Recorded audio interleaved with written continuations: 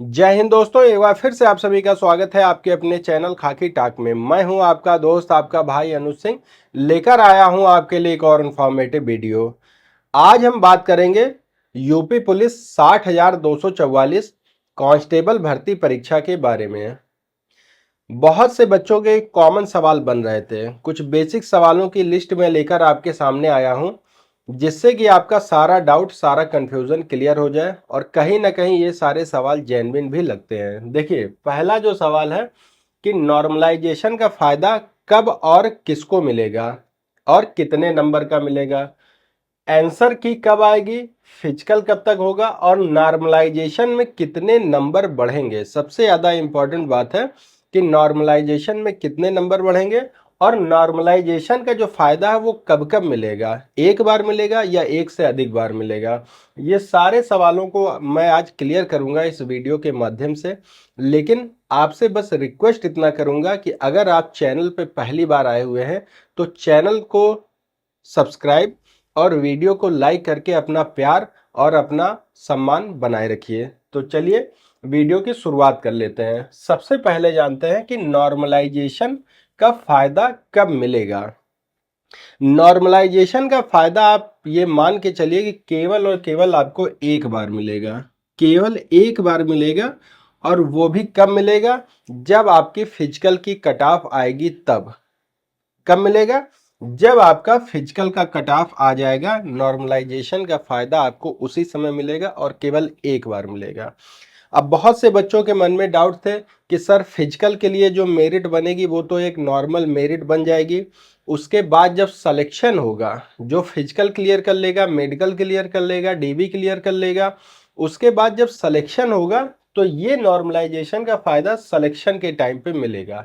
ऐसा बिल्कुल भी नहीं है। सिलेक्शन का जो फायदा है, सिलेक्शन का जो नियम है, जो नॉर्मलाइजेशन का नियम कहता है वो ये कहता है कि जब भी एग्जाम के बाद पहली लिस्ट आपकी जारी होगी जो फिजिकल के लिए बुलाई जाएगी, उसी में आपका नॉर्मलाइजेशन का नंबर ऐड किया हुआ आएगा। ठीक, इतनी बात आप समझ गए होंगे।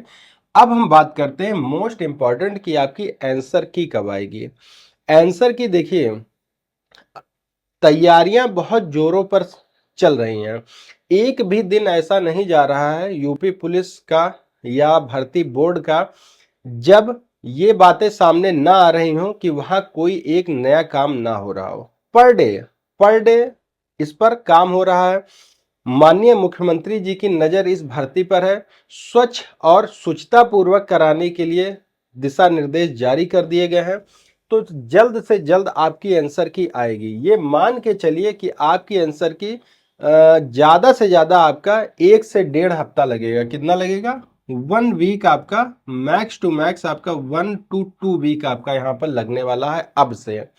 और जैसे ही आपकी आंसर की आएगी तुरंत उसके बाद आपका 4 से 5, क्योंकि जब 2018-19 की जो भर्ती हुई थी उसमें आंसर की रिलीज करने के बाद 3 से 4 दिन बाद आपका यहाँ पर रिजल्ट जारी कर दिया गया था। लेकिन इस बार ऐसा इसलिए नहीं होगा क्योंकि कई नंबर गलत हैं और कई तरीके के प्रश्न जो है उस पर सवाल उठ रहे हैं। तो जो आपकी आंसर की है वो रिलीज की जाएगी, उसके बाद आपसे आपत्ति मांगी जाएगी और फिर इसके बाद आपका फाइनल रिजल्ट आएगा। तीसरी जो मोस्ट इंपॉर्टेंट बात है कि आपका फिजिकल कब तक होगा। देखिए, बच्चों के मन में ये डाउट हो रहा था कि सर क्या जैसे ही आंसर की आएगी तुरंत उसके बाद फिजिकल कंडक्ट कराया जाएगा या हमको 1 से 1.5 महीने का समय दिया जाएगा। तो आप अपने मन से ये भ्रम पूरी तरीके से निकाल दीजिए कि आपको यहाँ पर 1 से 1.5 महीने 2 महीने का समय दिया जाएगा। एसएससी जीडी का मामला अलग है और स्टेट पुलिस का मामला अलग होता है, वो भी खासकर यूपी पुलिस का। जैसे ही आपकी आंसर की आएगी, जैसे ही आपका फाइनल रिजल्ट आएगा, आंसर की के बाद आपका फाइनल कट ऑफ रिजल्ट आएगा और 1 सप्ताह के अंदर विदिन 1 वीक आपको फिजिकल के लिए कॉल लेटर जारी हो जाएंगे और नियरेस्ट जो आपके ग्राउंड होंगे, आपके हो सकता है होम स्टेट में हो, सॉरी होम डिस्ट्रिक्ट में हो या फिर आपके अगल बगल के डिस्ट्रिक्ट में हो, आपका फिजिकल तुरंत चालू हो जाएगा, उसमें कोई संदेह नहीं है। चौथी जो मोस्ट इंपॉर्टेंट बात है कि नॉर्मलाइजेशन में कितने नंबर बढ़ेंगे। सबसे ज़्यादा इम्पॉर्टेंट बात है कि नॉर्मलाइजेशन में कितने नंबर बढ़ेंगे।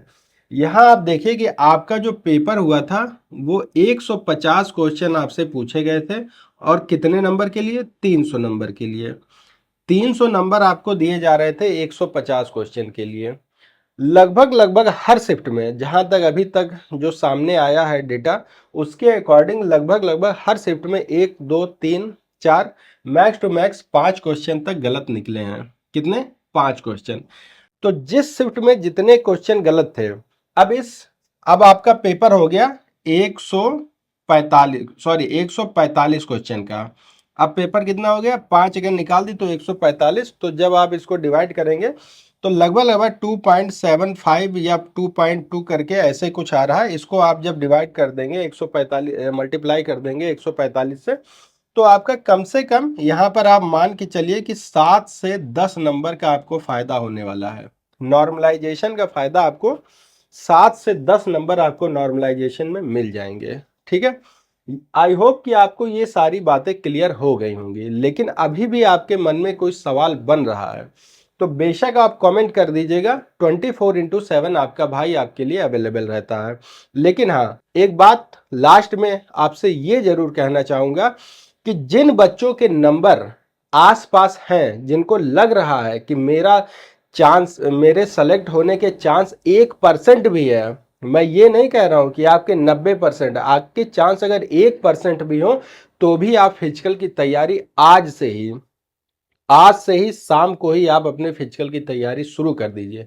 क्योंकि अगर आप दौड़ से बाहर हो जाएंगे ना, तो जिंदगी भर आपको रोना पड़ेगा। इस बात को आप नोट करके रख लीजिएगा।